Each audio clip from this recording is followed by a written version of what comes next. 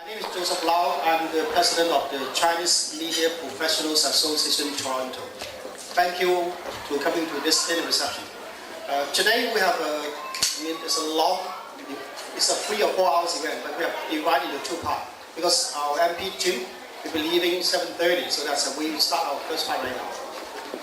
According to the agenda, first we have to introduce our board members.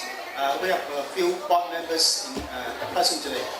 We have Jeff Pan, our vice president. Also we have Chengdu, also our director. I myself is the president. Now we introduce our CCERT team. CCER means Canadian China Earthquake Reporting Team. We have Christina Stevens here. She's from Global TV, and we have Craig Bennett.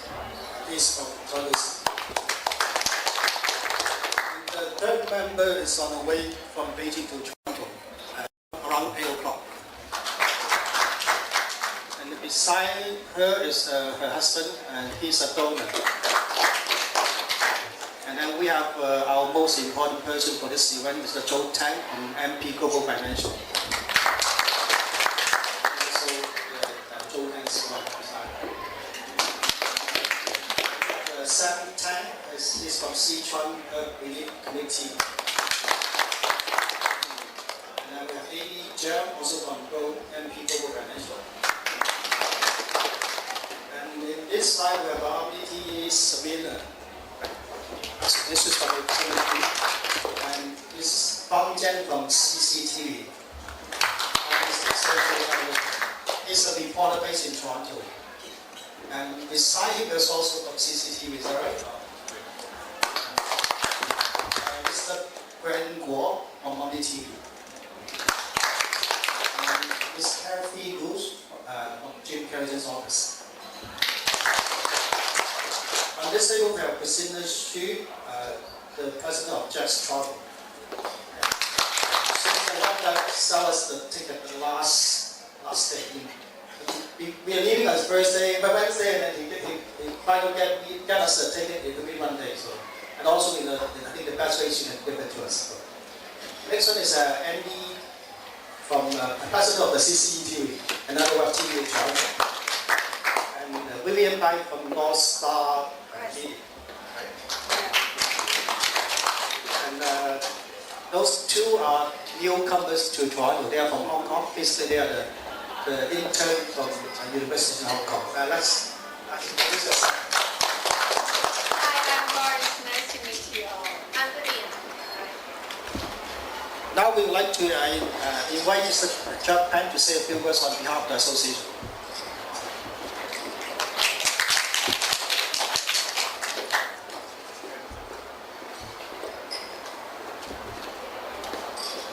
Hello, and honorable guest and dear friend, and welcome and everyone to attend this dinner and celebration and of China earthquake reporting by Wenchuan. And first of all, on behalf of Toronto Chinese Media Professional Club, and to thank you our sponsor, MP and global professional for financials, and also for Chengdu and support of the project. And also we are very and proud of our team members, 3 team members of the Wenchuan and Sichuan to report this earthquake and get a lot of every day and deliver the report to us, and we get a very good response from the operators. And that's all. We thank you everybody coming. Okay, thank you.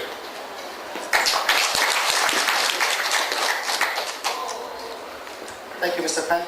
Now we would like to invite Mr. Joe Tang from MP Global Financial to say a few words to us.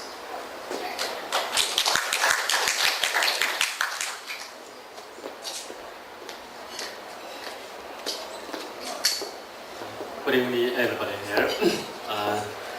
Take this opportunity, I first thanks three news reporters went to Sichuan for the earthquake. Thanks Christina, Steven, and other ladies coming. I'm very proud of Chinese Media Association. This time organized this activity to help China, especially in Sichuan, these people to get the help from outside of China, especially in Canada.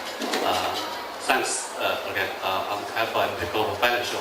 Thanks everybody for this earthquake relief. Thank you. Thank you, Mr. Tan. Now we'd like to introduce the most popular MP, Jim Perry-Janis, to say a few words.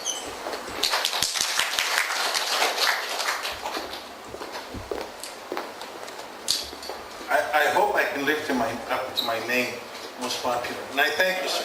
I'll quote you on that. Good evening, ladies and gentlemen. Mr. Consul General, reporters that went into the field. Anything that happens has a couple of weeks sensation and everybody runs in order to cover it. But something that lives on, and you see the tragedy, even like in today's newspaper, I just happened to read the Star, and the Sun is still being reported and still keeping the interest of the people. I think that is something that speaks to the amount of work that the reporters are doing, and this is something that speaks to the passion that you have for what happened there. God doesn't choose where an earthquake or a disaster like a tsunami or a man-made disaster happens, but the first people in the field, the first people to go there and report and to get the news out are the reporters. And sometimes these reporters put themselves in harm's way, and I think they're to be congratulated and to be celebrated. And the fact that we had three brave individuals that went into the field, left their families behind and went there and witnessed firsthand, are to be congratulated and to be celebrated.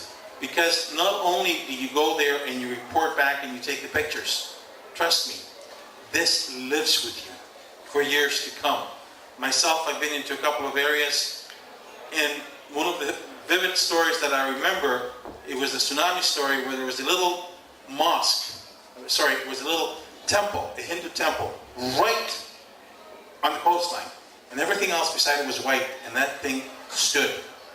And that's memories that live in your mind. So for the work that you do in reporting back to us and keeping these things alive and keeping our interest alive, we did some quick calculations, and I would guesstimate that the Canadians, at the end of the day, when we tally everything up, $28 million from the Red Cross, World Vision and everything else, I think the Canadians opened their wallets and their hearts, and we certainly collected close, if not more, than $100 million. I know that one of the groups that I'm working for, the Congress, automatically we got together, they met with CETA, they met with the Red Cross. They've collected $1.4 million. Those are the stories that don't get out. They bought 2,500 tents from Canadian Tire at below cost price. Air Canada is airlifting these tents as we speak. One or two shipments have gone over. Maple Leaf, MP, I'm going to make sure that I get it right. Global Financial. And that does not stand for Member of Parliament, it says for Maple Leaf, Global Financial. For them to put money out for the tickets to be covered, for the travel agency, and everybody that worked together are certainly to be, that work has to be celebrated and thanked for. So, as a Member of Parliament, I've done a little scroll, but I would like to read it, and it's both the same. I know that you're reporters, and this is part of your job, but you know what? Even for a week or 2 weeks that you went over there and missed your families, that is something that must be remembered. During the last few years, citizens of many countries have experienced unprecedented devastation, whether as a result of earthquakes, floods, tsunamis, hurricanes, typhoons, or mudslides. The needs of the survivors are similar. They're all in desperate need of the necessities of life, which far too often we take for granted. Hundreds of thousands of people throughout the world are showing their dedication to humanity by answering these calls for help. I would like to congratulate the individuals for being part of the Canadian-China earthquake reporting team that went to Sichuan, China in June 2008. The first-hand information that you will be presenting tonight may be crucial in helping to make decisions regarding the assistance that can be provided to survivors. We thank you for being there, we thank you for doing it, and to all of you tonight, I do join you as we remember the people that passed away and lives that were lost, and we all got to work together to make sure that their lives get better tomorrow, and there's a better, brighter day for them, and we all have to do that. Can I call up Thane Burnett, please, from the Toronto Sun?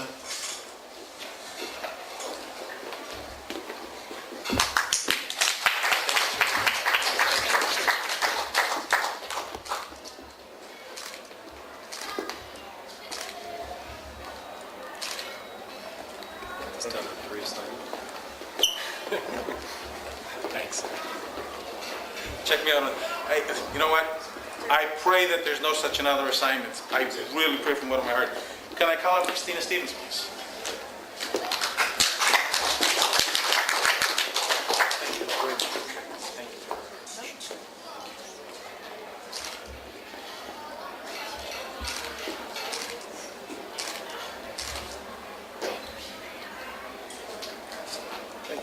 Thank you. Thank you. May God keep us all well. May God look after us. We don't need any more devastations like this. I pray on a daily basis that no more loss of life. Enough is enough, this decade especially. Thank you.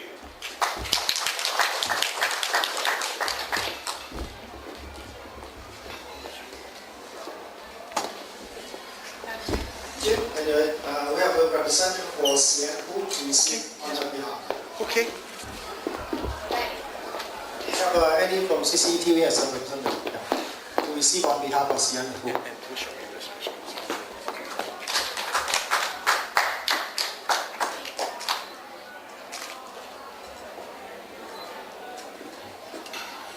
And to your association, we thank you for doing this. Jim, I want to stay. Can I ask the Christina, I think, come up, and then this is the one you want to be sent back to. Oh, okay. They all sign it.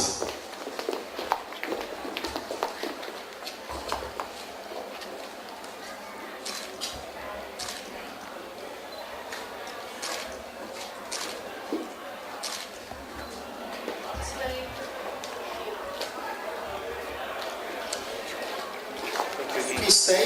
This is our group photo session. Can we invite Mr. Zhou Tang and Mr. Hao Guangfeng and Stephen Siu come up and have a good picture of them? Because before you leave it. I got 3 events tonight and a wedding to go to, so.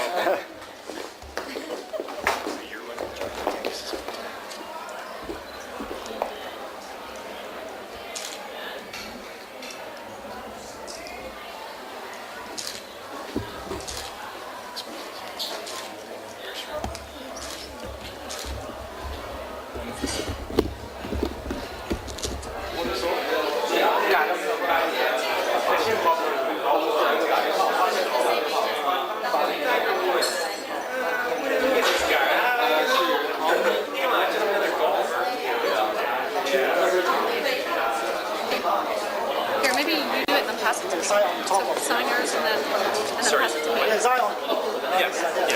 And then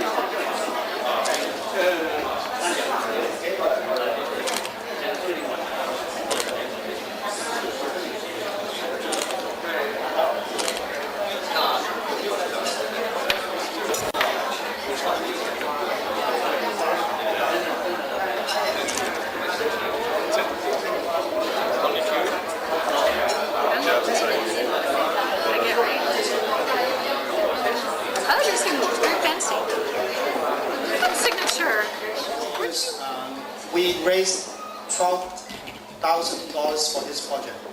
All right, so $10,000 from Zhou Tang of MP Global Financial, and also $1,000 from Merit Trust and Mr. Tony Chow, and some of them are from our members. So totally we raised about $12,000.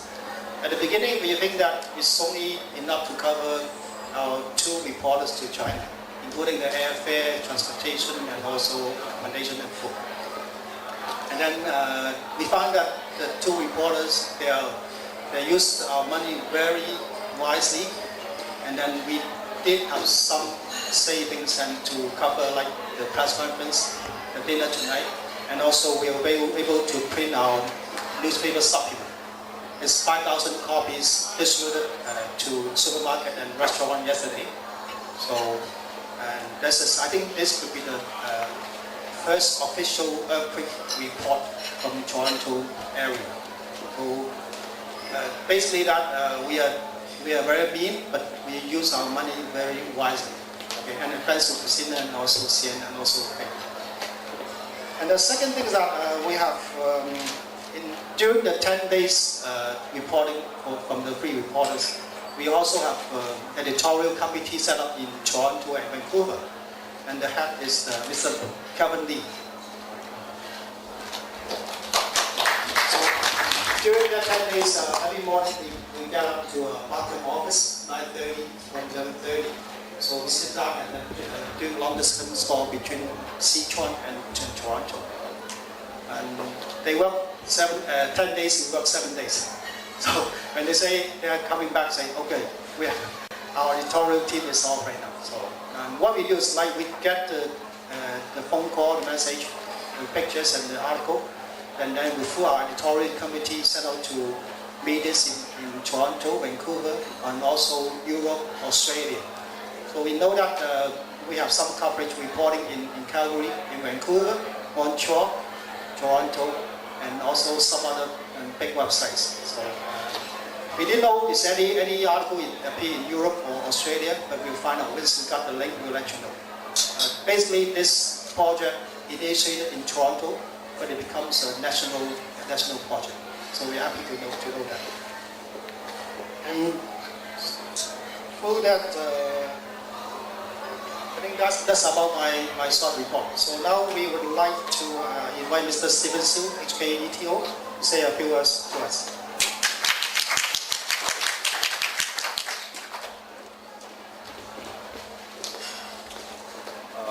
Ladies and gentlemen, this is a small party.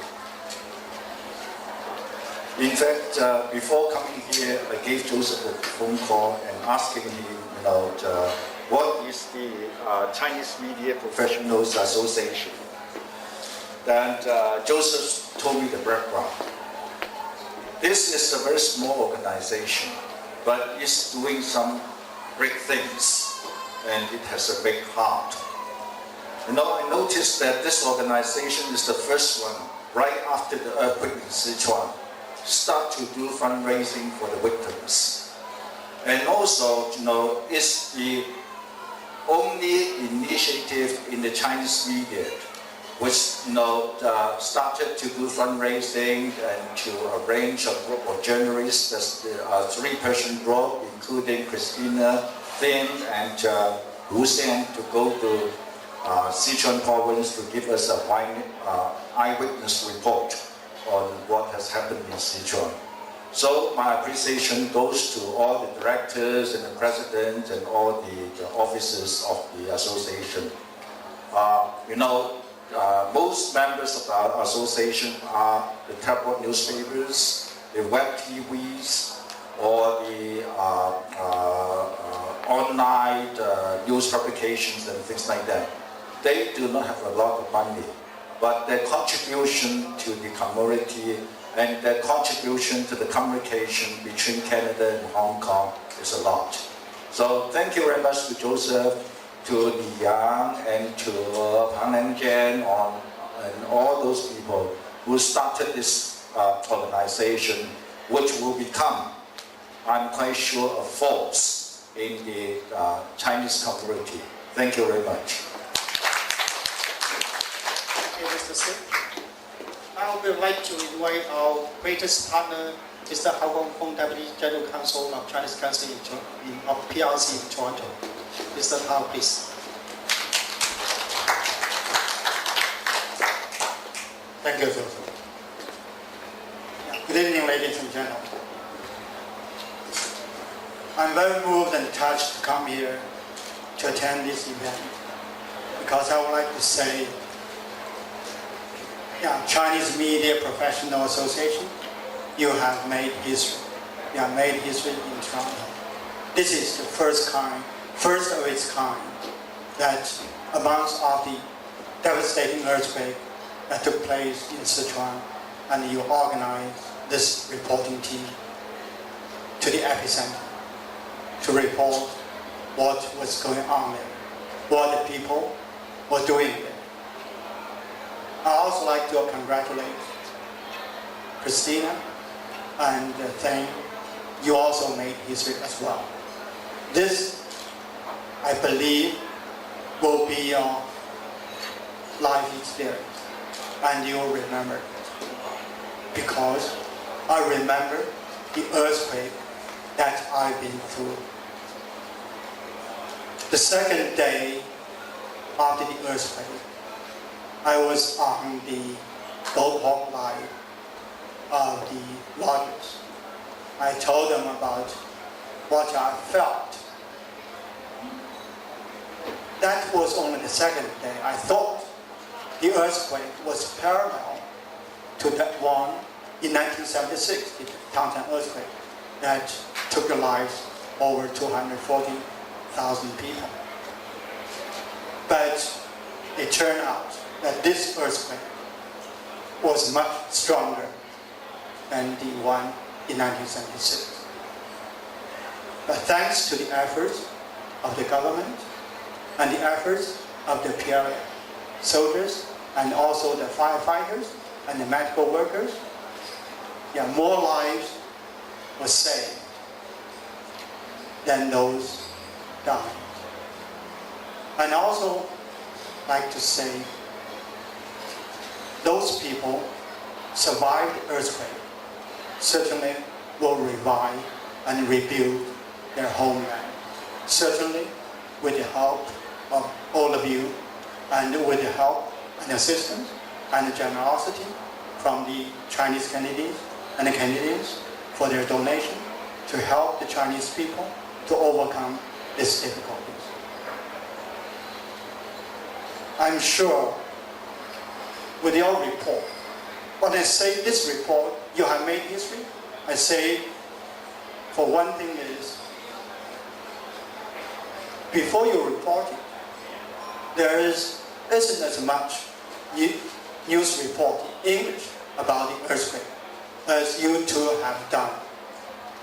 I think, let's say all the news reports in English that compiled together might not amount to what you have been writing about or what you are going for the global TV you are going to report. That's why I say, through your eyes, through your pen, you give your report to let the Canadian people know the difficulties, the hardships that the Chinese people suffered, and also their determination and their optimism to surmount the difficulties, to rebuild their homes. As I told you before that, in this devastating calamity, people get more united. As I talked with Christina and Thane, I can see that you felt the way. And Thane told me that they ran into a family that was having dinner there. That was about the only family in that village. And when they saw them, they invited them to come. I said, that's the Chinese mentality. They lost everything. They want to share the little they have with the people that are around them. So I would say, let's take care of each other, take care and share with what we have. And share this experience with you. Thank you.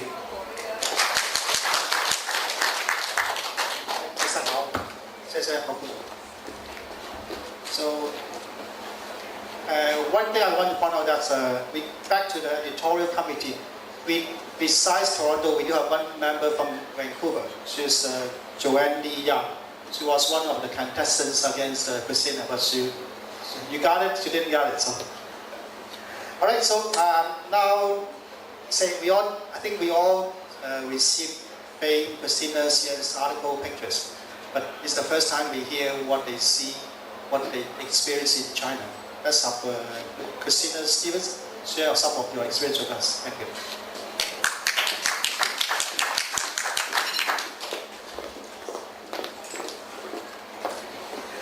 Wow, it's a lot easier actually speaking on TV. You only have to look at the camera and it's kind of scary. First of all, thank you so much, Joseph, and thank you to the association for making this possible. It was a great honor to be able to go and to work my craft, to be a journalist, and to touch on such a huge story that really has changed a huge part of China. There's so much to talk about what we experienced. So I'll just touch on a couple of small stories that I hope convey to you sort of the bigger experience. One was a little girl who was 4 years old, and we're told before the earthquake she was chattery, she was happy, she ran around, and then after the earthquake she was so traumatized that she didn't talk for a month. It was over a month, she didn't say anything. And even when we met her, when she cried, it was silent. And I've never seen that before. A child, her face all screwed up, but it was totally silent. And then we found out just the day before she had said the first words after a month to her parents, which was "Mama." And you could see just how happy her mother was that finally, she was moving forward. And I really felt like that epitomizes the whole experience that we had, because you could see just how terrible it was, what people had been through, the scope of the disaster. You drove and just destroyed building after building after building, but you could also see the strength and that people were moving forward. And that's exactly what this 4-year-old showed us, is that people do have the strength and they're moving forward. There was a great appreciation there for what the international community is doing, but there was also a lot of pride about what people are doing themselves to renew themselves and to try and, I wouldn't say get life back to normal, because I can't say that that's ever going to happen, but to try and create new lives for themselves out of this disaster. I managed to get some blogs and some photos in. The video stories are airing this week, and I really hope that I do justice to your efforts in sending a crew over there, and also to the people whose stories I'm trying to tell. And I echo what people have already said about how important it is to keep this story out there, because for people affected, it's not anywhere close to the end. The earthquake itself was just the first step. Now they have to somehow rebuild. Most of the people, they don't have a place to live, they don't have a place to go to school, they don't have a place to work. So for all of them, it's just the beginning, and I think it's important that in Canada we do keep an eye on that to make sure that there's still contributions and that it's still moving forward. So again, thank you so much, and thank you for putting your trust in me to go over. And I just hope we do it justice. And thank you to the editorial team, who was very patient with us, because I know they expected us to get back a lot earlier than we did most days. So I think they put in many more hours than they expected. So thank you for that as well. And it was good to know that we had the support of the Senate. Thanks. Since Christina can stay, because we are the media people, all right? So probably there will be some question from the media. Oh, sorry. Any questions? I won't take questions from Thane. So Faye, do you have any questions? Yeah, her favorite male reporter that she traveled with.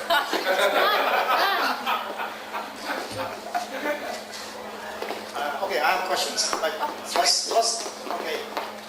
For that 10 days, what's the most memorable thing besides the little girls? Yeah, and do you feel emotional, or do you really have some tears and eyes during the reporting? Short answer, yes. Usually as a journalist, I wouldn't admit to it, as I mentioned to someone I was talking to earlier. I did put it in my blog because every day we went to a different part of the earthquake zone. We went sort of north from the city we were staying, we went in the direction from west and south. Every day we went to a different area, and every day we saw more destruction. More homes, more schools, factories. So then you have to wonder where these people are going to work, how they're going to rebuild their lives. And then one day at the end, we were just driving along through sort of a mountain pass, driving and driving, and there was destroyed home after destroyed home after destroyed home. And then you hear the stories that this one man at the end of this road that we got to, and pardon my pronunciation, Sichuan, they're calling it the Dead City because they've had to spray so many chemicals in there to make sure there was no diseases, that kind of thing. There was a man just walking out of this area, and we stopped to talk to him, and he said he was walking out because he just had to go see, because he had been in Shanghai, he's a migrant worker, when it hit, so it took him 2 days, I believe, by train to get back home. He found out his teenage daughter, his son, his mother, his sister had all been killed. And that's what he was left with. His home is gone, his family is gone. So now he's living in a tent about 2 or 3 kilometers away, and every couple of days he would walk down the road just to see. And that whole day, including the drive along all the destruction, it did move me to tears. As a journalist, you try and keep a little bit of distance so you can do your job. But what can you say? When you see that, you have to be touched. I think it'd be inhuman not to be touched. The second question. Christina, did you encounter any Canadian journalists there covering the Sichuan earthquake? No, actually, we were surprised that we didn't encounter. Actually, Thane was more surprised than I was that we didn't encounter a lot of other journalists at all. We a couple of times ran into some local media, some Chinese media, television crew, a couple of others, but never any other foreign media. I do know there were a couple of crews there. From I think England or from BBC maybe, because I heard the reports or I got wire stories, but otherwise we didn't see any other foreign media at all. Was the authority in Sichuan open enough for media coverage?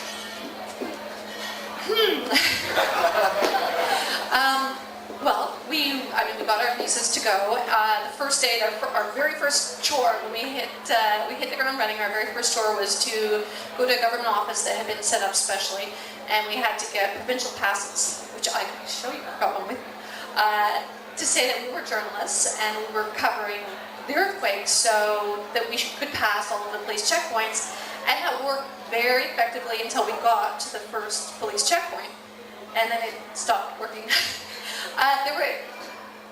We were stopped a lot by various police and army checkpoints.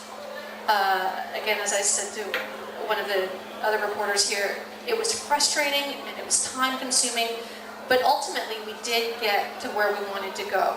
And I can't speak to their motives as to whether it was just bureaucracy or it was just a bit of a disconnect from the capital, the provincial capital saying, you can do this, but maybe some of the local authorities hadn't quite gotten the entire picture, or perhaps it was even smaller than that. The police officers who were right there maybe didn't know what the parameters were. So yeah, we did get stopped quite a lot, and it was very frustrating. It was very time consuming, but ultimately, I don't believe we were ever prevented from getting to some place that we wanted to go. We will leave some other questions to Faith. Before you go, we have some lighter side questions. I know you're a vegetarian. How you overcome your 10 days trip? You have to beat it. Very important. No, actually it was amazingly easy. Lots of rice, but I love Sichuan food. The spices, I think, are great. I tried some foods I've never tried before. We ate some lilies, I believe, for lunch one day.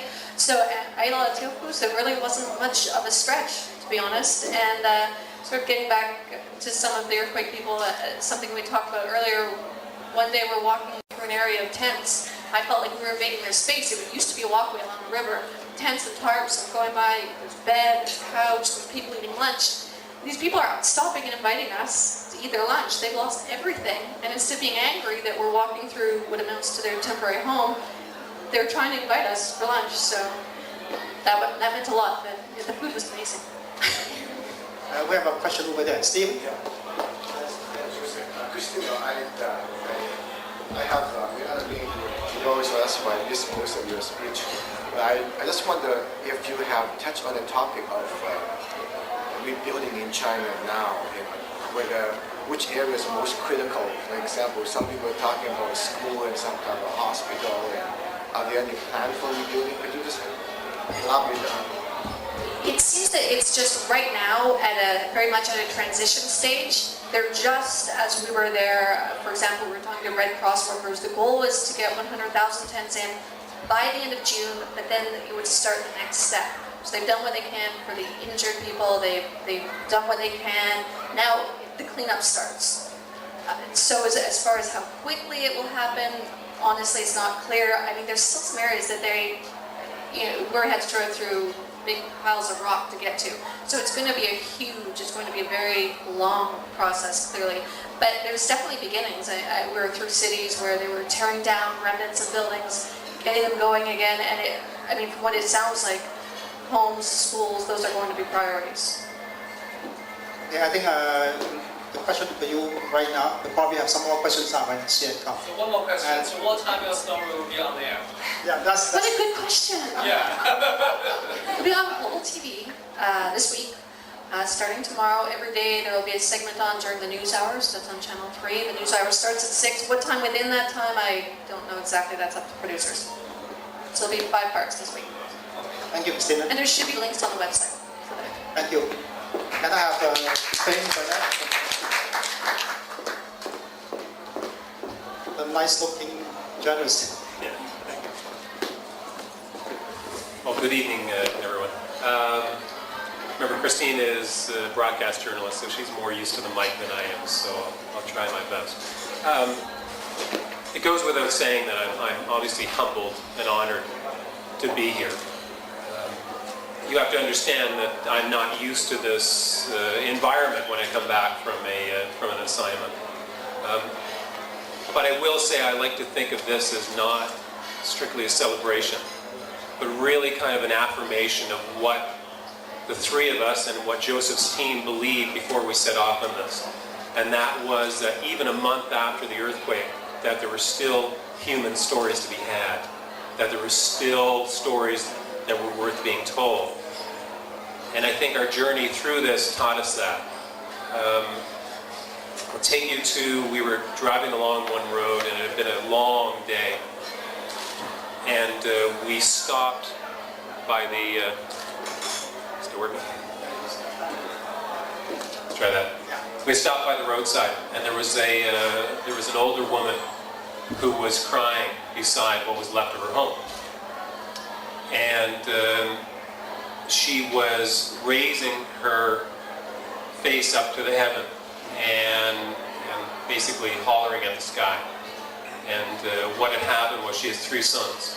And 2 sons had come back and had looked at the rubble of their home, a home that they had spent some 30 years building, and basically told the woman that no, there was no sense in trying to rebuild this, that it was all gone. And they turned and they left. And when they left her tending their children. Now this woman had rice, which the government had given her, had a tent to sleep in, which was also supplied, had matches and had a stove, but it was raining. And so she couldn't light the match, she couldn't light the stove, she couldn't cook the rice. She had to feed the children, she had to feed herself. And so even after a month had gone by, she was still looking to heaven and suffering. And I think at that moment, when we watched the woman and later talked to her, that it became apparent that that was why we were there. And even a month after, there were human stories to be told. I think that probably more than anything stuck out in my mind as we went. We were often asked, or I was often asked before I left, why go after so long, after weeks had gone, after a month had gone. And I think what we came back with proved that you could go back there in another 6 months, you could go back there in a year, and there still would be stories there. I'd like to thank obviously Joseph and his team who were very patient with me as they would phone me up, and I would quickly say that I'm sorry, but I didn't have time to talk, that I was writing on deadline. But thank you for the attention. It's not often that I have the world's best editors, but I found that Joseph and his team were backing us up every moment of the day. Again, I'd like to thank you all for coming, and if I seem a little lost for words, it's because I probably am at this point. So if you have any questions. Any question from the media? No, yes. I have a question for you. Sure. I know you talk a lot with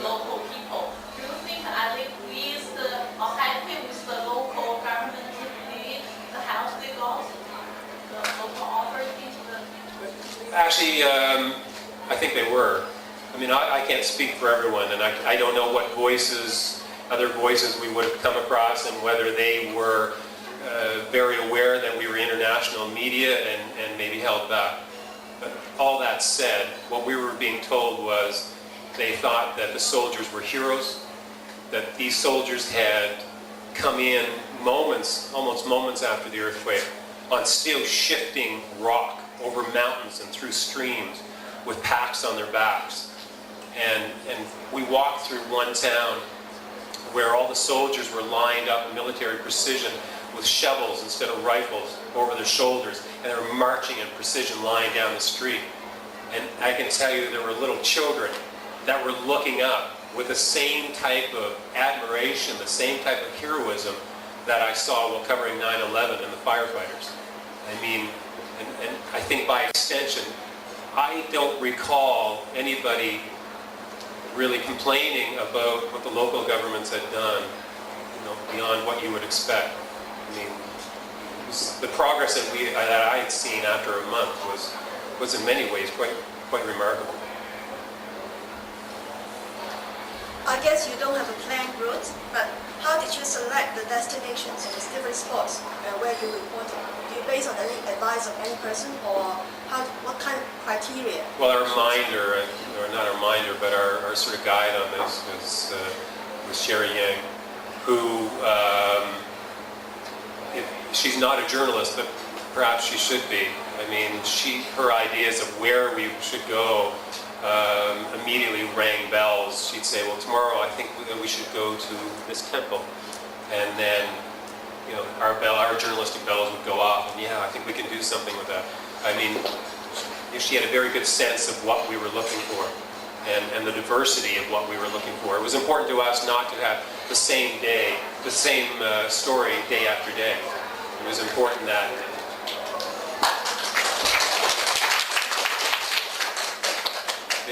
to make the most out of our travels, we had to have something different every day, and something that we could send home, and that viewers and readers could see as a different face on this. And so we had no trouble doing that, and I think we could have stayed another 2 weeks and still found as many stories.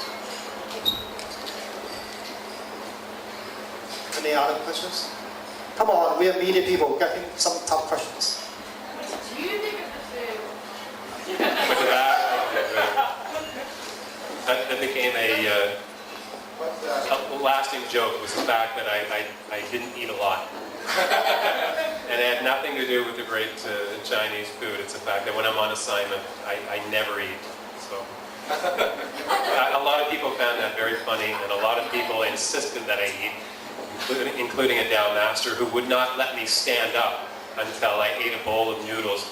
And I gotta tell you, it was the best bowl of noodles I think I've ever eaten in my life. Hello, may I know if you have future plan to revisit the places you have visited to examine the redevelopment progress? I was saying to somebody a little bit earlier that I think that would be a good idea. I would love to see what happens in those areas a year from now. I would love to see what happens in those areas 10 years from now. We saw remarkable advance for just a month. I covered Katrina, which was a disaster, and New Orleans, where I went back a year later. I went back 2 years later, and it was as if it was yesterday. I mean, you contrast that with the places that we were, and there's tractors going in, there's bulldozers going in, there's prefab houses going up. Again, they're a long way from any sort of sense of normalcy, but there is a progress. I've covered a lot of things in my career. I've covered volcanoes going up, I've covered hurricanes, and there's one truism, and that is that no matter what happens to people, no matter what they lose, they get up, they brush themselves off, they take the hands of their children, and they move forward. I mean, if it was me, I'd be whimpering in a corner, unable to move. But people are heroic. And I think that's what we saw again and again. We saw heroism among ordinary people who had nothing, and yet they stood up and they took steps forward. I mean, even in shock, you could see it in their eyes a month after many of these people. Christina talked about the man on the road who was every other day walking, I don't know how long, to stand at the border of a town that was no longer there, to look at a vista that somewhere out there were his children, was his mother, was his sister. And you could see this shock that was still in his eyes, that still did not fade away. And yet he was somehow like a ghost still moving forward. Anybody else? How's the weather during your trip in Sichuan? Rain? It was humid, hot, scattered showers. And I gather, many of you are more familiar than I am, but I gather it's going to get even hotter, going to get even more humid. But I can tell you I was sweating probably more than anybody. So. What's the most difficult part for you, like for this reporting trip? Your boss or your The most difficult part? The most difficult part is what I always go through. And that is I come back from these assignments and feel, did I do any good? I mean, did my words resonate? Or did my words just entertain? Were they just 10 minutes out of somebody's day as they flip the page? I mean, that's a question that journalists always ask. I mean, I've held babies in Romania that were just delivered off. I mean, I was once smuggled into a South American prison disguised as a priest. I mean, I've gone to extraordinary measures. And I ask myself every time I come home, what was it all worth? Was it worth something? Did it resonate? Did it make a difference? Did it have people, do more than just turn the page? So that's a little bit more philosophical, and perhaps that you wanted, but that's my answer. What else? Stephen? If there were one name that shocked you the most during the whole trip, which one would it be? Could you describe it in detail? That shocked me the most?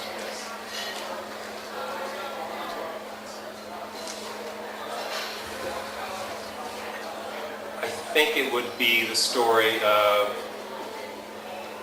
the child who couldn't speak. And I think as a father of 4, standing in a hospital room a month after a disaster and watching a small child who was disturbed by our presence. The commotion in the room, the cameras, these strange faces, this tall, bald guy that was looming over. And the child was crying without a word. Now understand the day before the child had said, Mama, it was a great advance, but it would be obviously a long time before this child progressed. And I think it was watching that child try to cry and nothing was coming out. I think that took my breath away and it probably resonated more than any other. Okay, thank you. I think next time when you're invited to China, probably is 2010, the Shanghai World Expo, or some other happy great Well, I'm news. doing the Olympics in another month. Good. You're going back to Beijing? Yeah, Beijing. Good. All right. We're looking forward to another story in China. Thank you once again. Before we move on to Xian's presentation, can I invite all 3 go there to do the autograph again? Christina?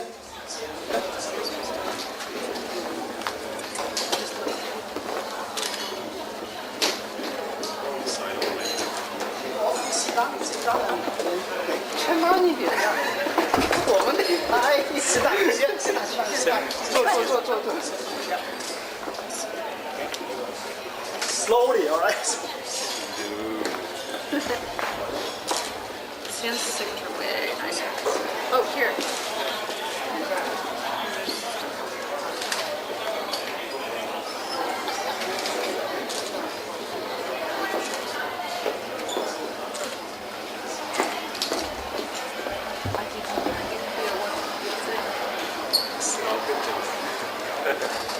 Interesting.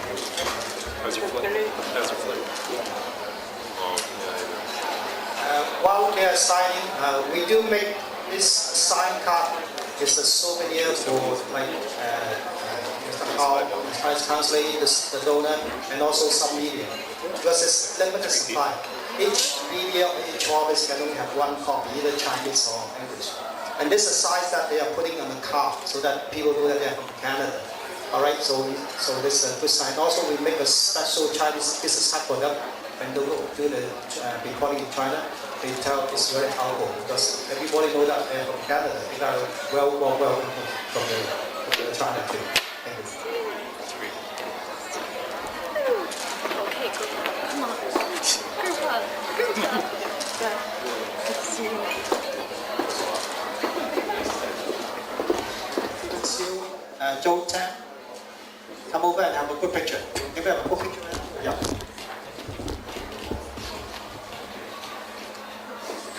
That's a good picture, yeah. There's a pass. Oh. That's a good Interesting, yeah. That's the one. These guys, this is the other one. Great. Perfect. We're all getting it. So we got to the point. Present your pass. Oh. Yeah. Where? Great. There. Actually, they took things back because we don't have time. 对，往后退一点。 I won't do that. 受不了。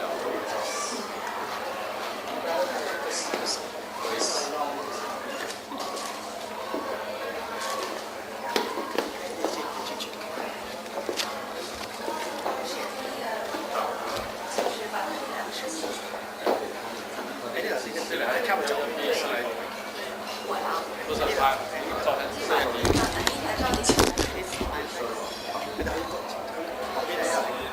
This girl's smiling. It's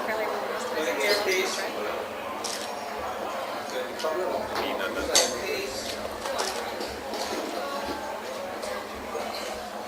不行，你这个太注意了，这个要这个要照完以后边上，这个，哎，你照完，对，这个要照边上。对。你等一下。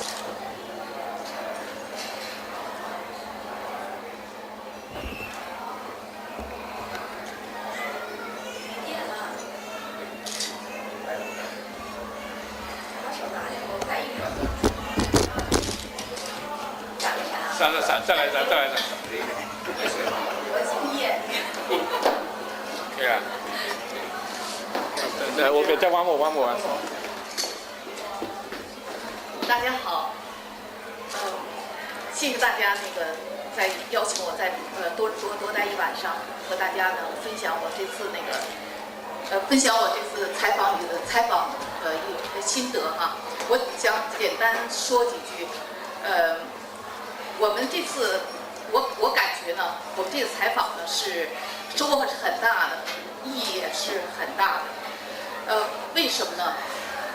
因为我们看到了，在1个月之后，灾民们他们是怎样生活的，而且呢，我们传达了我们加拿大华人和我们加拿大人民的对灾区人民的一种感情。因为有些人呢曾经说过，说都已经过去1个月了，灾民安置也差不多了。我们中国呢，事实上有很多的钱，我们现在那么多的外汇储备，我们并不需要外国人再给我们钱。但是我感到呢，就是我们这次去我们是加拿大第一个，就是由那个华人媒体和新人媒体共同组织的一个团队到了那里。那么那里的人们呢，就看到了，就是远在加拿大的人民和我们华人呢，对他们这种关心，对他们这种关注。我们不管我们捐的钱有多少，对他们来讲呢，这种关注和这种支持和帮助是呢，中国政府呢不能够代替的。所以我觉得这个是我们一个很大的一个意义，并且呢，有些事情，真的并不是像我原来想的，就是再不会流泪，再不会感动了，因为已经过去了1个多月了。事实上呢，我们每天呢都在感动，每天也都在流泪。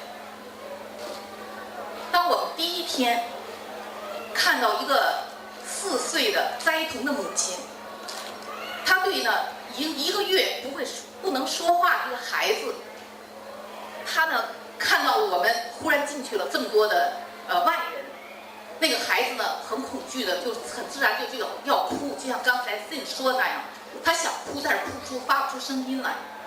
他的母亲呢抱着他说：“欣欣，妈妈不是告诉过你吗？你要坚强。”当时我就特别感动，因为这个母亲她本人是护士，地震发生的时候，当别的陌生人在救她的女儿的时候，她呢也在帮助和拯救呢其他的陌生人。而她对于自己的一个女儿，4岁的女儿，对她刚刚能够恢复说话，还不能说恢复说话能力，刚刚能够说话的孩子，对她的第1次家教说的就是孩子你要坚强，而且是微笑说的。我们问了大夫，大夫说呢，就说这个孩子因为他肝部也受了损伤，他完全的恢复的功能可以说呢，只是我们是最大的，可能是90%，不能说100%就能够康复。但是他的母亲的那种神态让我非常感动。还有呢，就像那些灾民我采访了一个在一个只有不到2万人的一个小镇，我采访2个灾民，他们都是很普普通通、非常普通的退休工人。我去了他们自己搭建的那个，当然也是4面透风的一个临时的安置棚棚屋我们叫棚屋因为它呢是从废墟当中挖掘到的那个砖破砖瓦呀，还有一些那个很简单的棚户搭建的一个房子。他们在里面生活的很乐观。我就问他们，我说你为什么不像他们别的灾民那样去从政府领你们应该得到的那个帐篷？他们说呢，因为我们还不老，我们能够动。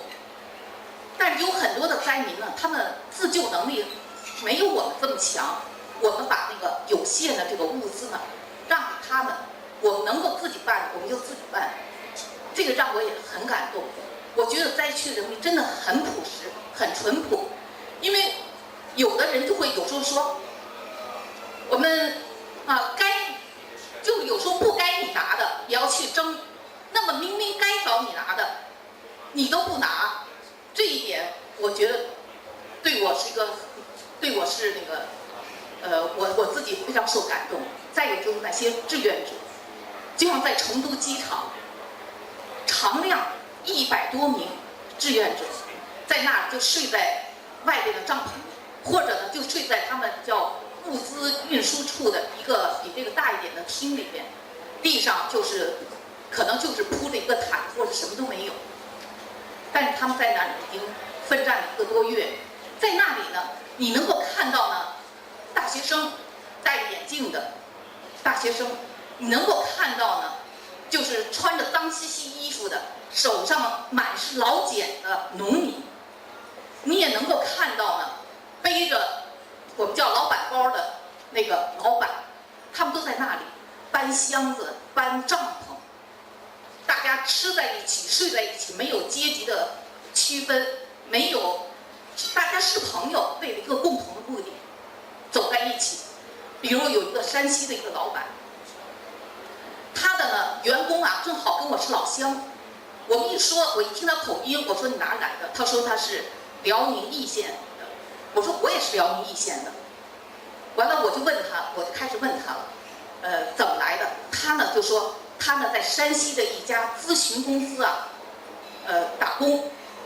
他说那个就是我的老板。他说自从地震发生了，我们的老板就把我们的生意呢给关闭了，只留下了3个人继续做我们还没有完成的那部分工作。而呢推掉了一个很大的一个订单，带着我们10几个人就来了。他们从那个5月20号一直到我们采访那天，而且他们的老板呢戴着眼镜儿，一看就是老板，但是他在那里就是个义工。还有就像我已经写了稿的那个，他自称他自己是苦命人的一个云南的一个普普通通的一个农民。当我握着他的汗腻的手的时候，我觉得他可能没有地方去洗澡，而且他的手又黑又油又汗，我可能从来没有握到过这样的一双手。可是当我握着他这个双手的时候，我自己就觉得他的灵魂可能比我还要高尚，比我还要干净。我问他，我说你还要在这待多长时间？他说需要我待多长时间我就待多长时间。如果机场不再需要人了，我就到灾区去。我问他，那你怎样生活呢？因为志愿者是没有工资的。他说我一个人，我不怕。志愿者呢是管饭的，我只要有口饭吃，我一个人，我怕什么呢？他的计划要在那里待2年。就像这些感人的事情呢，我觉得我每天呢都是在自己的，并不是像我真的不是像我原来想的，我们流的眼泪已经流干了，下面就都完全是一种那个职业化的、职业性的去采访、去记录了。所以我觉得每天都是在受着这种感动。还有这次我们的那个团队，我觉得我的这2个同事呢，他们都那个很敬业，也很专业。有的时候在废墟上的时候，他们就趴在地上趴在泥泞的，因为去那时候老下雨，趴在泥泞的地上去为了拍摄一个镜头，使得当地的一些那个老百姓也都很感动。因为我是华人，他们用中文跟我讲，说这些老外，他们真的很敬业。我们在那里的7天呢，基本上每天只能睡3个小时到5个小时。我呢还是什么都吃他们俩呢有的时候呢就是这个也不能吃，那个也不能吃，但是从来没有就说晚起一点，或者说我饿了怎么办？我觉得我和他们这次合作非常的愉快，也从他们身上学到了很多的东西。因为时间有限，我要想说的是很多的。我觉得呢，由于时间，我们每天呢只有限的一点时间，回到家，回到那个酒店，有的时候甚至于到11点。所以呢，我写的一些报道呢，比较浮于表面，或者说不深。我还会写深入报道。而且今天呢，这个时候呢，大家可能都肚子饿了，所以我不想占大家多少时间，还是吃完了。所以我先说到这边，如果谁有问题可以问。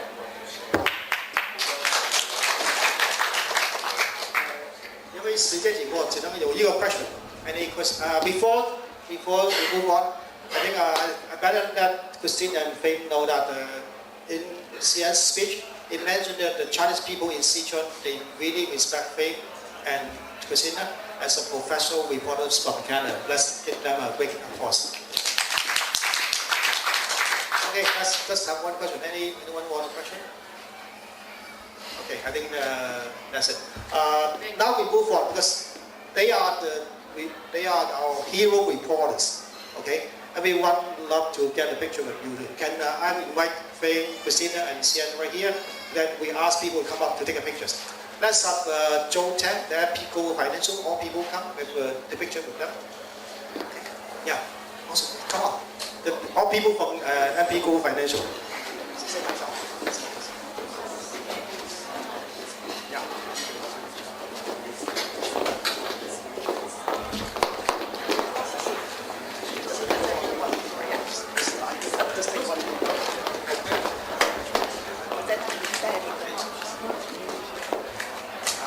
Gentlemen, can you take a picture? Yes.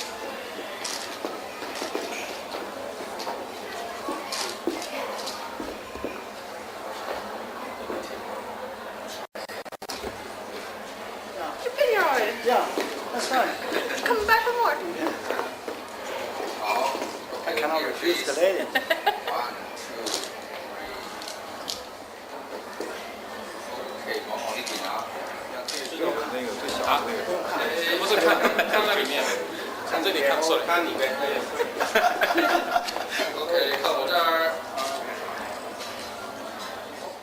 So Christina is joined only two. Are you joined only two?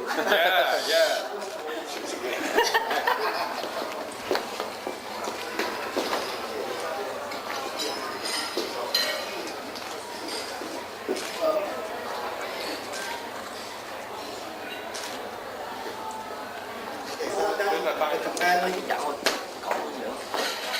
OK，揸住啲嘢係啦。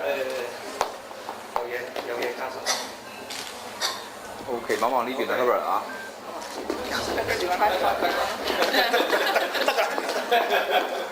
All the legs are straight at her. Oh shoot!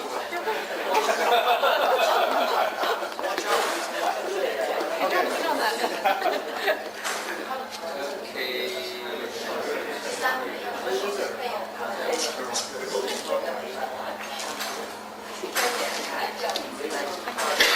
Thank you.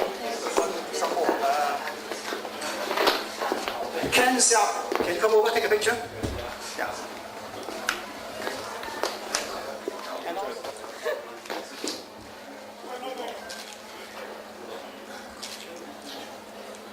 Okay, Laura, please.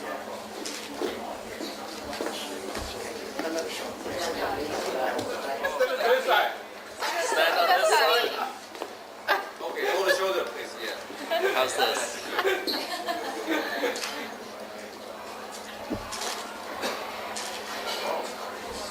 You broke it. Broke the camera? Yeah, you broke the camera. Did anyone who didn't take a picture? All did, right? You guys match. Both of you. Okay.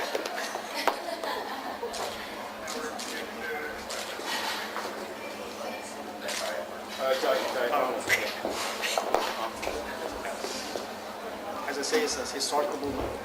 Okay, okay, please. 弧线看这边吗？